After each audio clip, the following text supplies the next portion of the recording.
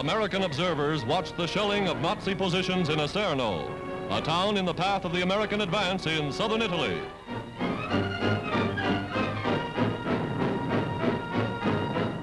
Orders are given to move up. In trucks and jeeps, the Fifth Army rolls ahead.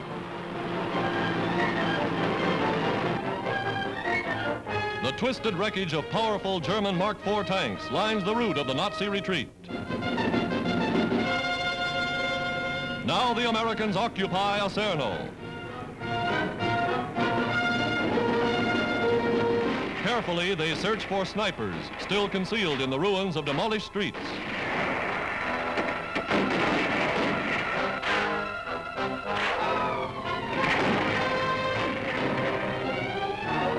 Captured Nazi soldiers are herded behind the lines.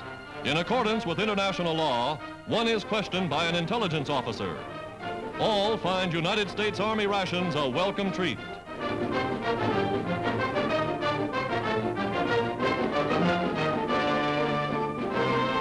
Regiments of American soldiers of Japanese ancestry are a part of the United States Fifth Army.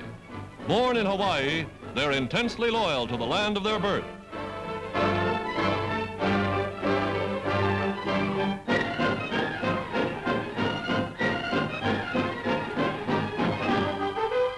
General Montgomery, whose 8th Army is pushing up the Adriatic coast, visits General Clark at 5th Army headquarters near Naples.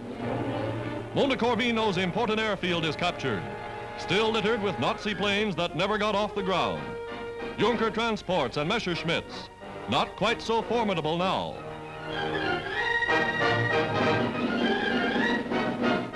The Allied drive rolls on. All roads lead to Rome.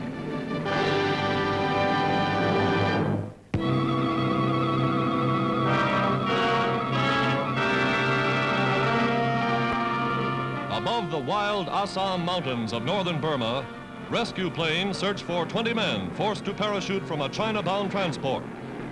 Radio signals sent just before the plane fell have brought the searching parties to the scene.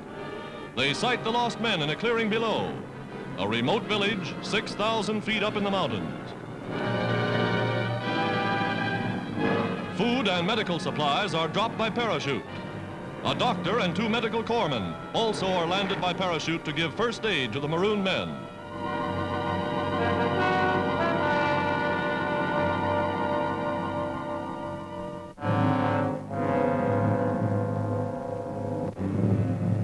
Strangely enough, these primitive natives, once headhunters of the jungle, proved to be the white men's best friends. They fed and sheltered the stranded party until help arrived from the skies. For 3 long weeks, the natives led the survivors through the wild, uncharted country, back toward the India frontier. His leg broken, the bearded flight sergeant who sent the message for help is borne by carriers. These pictures show the party nearing the end of their journey. Theirs is a dramatic story of heroism and survival. Without that radio message, they might have been lost forever. Happy ending to a modern saga of the jungle.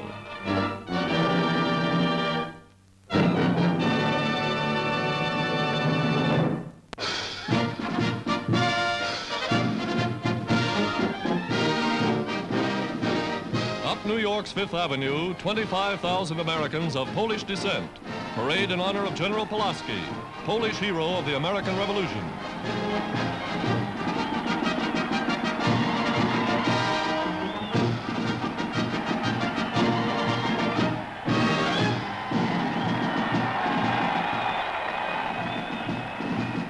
Children in gay national costumes of Poland brighten the line of march.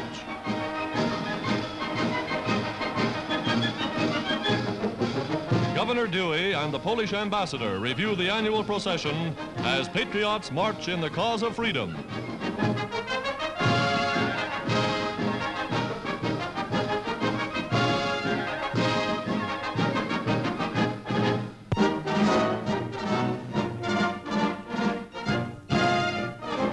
Somewhere in England, General Arnold, commander of the United States Army Air Force, arrives to visit American airmen based in the British Isles. He inspects a battle-scarred bomber just back from a raid over Germany.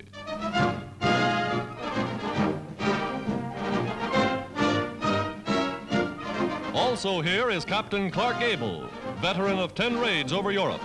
The one-time movie star, now a gunner in the United States Army Air Force.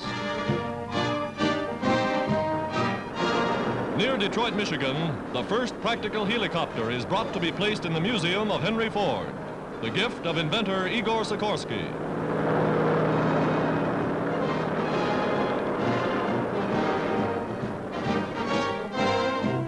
A pioneer in the development of aviation, the automobile magnate adds the Sikorsky craft to his famous collection.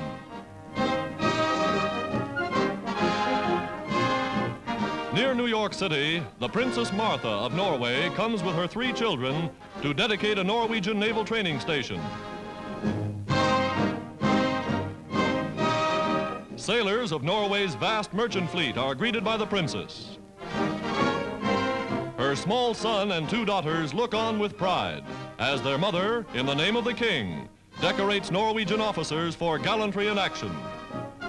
Princess Martha, symbol of Norway's fighting spirit in the cause of the United Nations.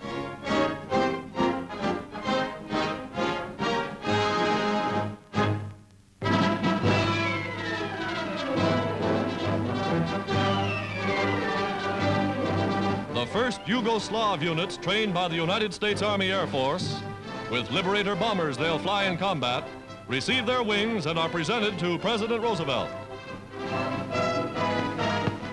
May these planes fulfill their mission under your guidance. They are built with 2 great objectives. The first is to drop bombs on our common enemy successfully and at the right points. The second is to deliver to your compatriots in Yugoslavia the much-needed supplies for which they have waited so long.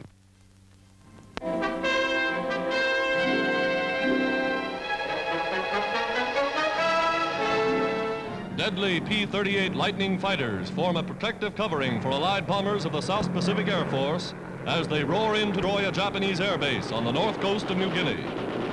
Dozens of enemy planes line the landing field as the bombers come in with guns blazing.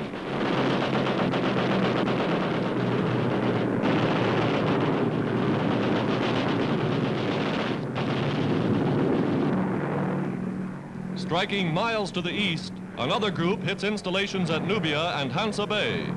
Jap batteries their chief target.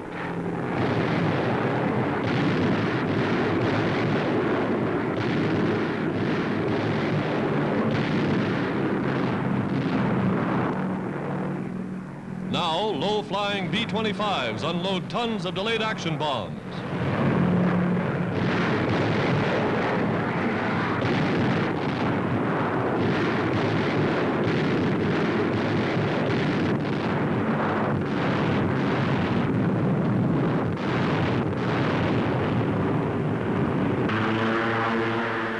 Carrier-based fighters write still another chapter in the United Nations' new aerial offensive.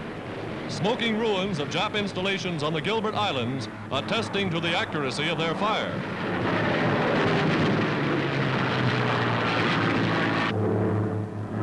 Off the coast of Tarawa, United States planes attack enemy shipping.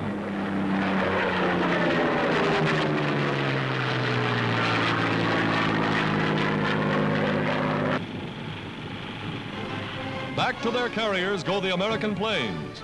They've taken a heavy toll of Japanese ships, and now they're ready to celebrate.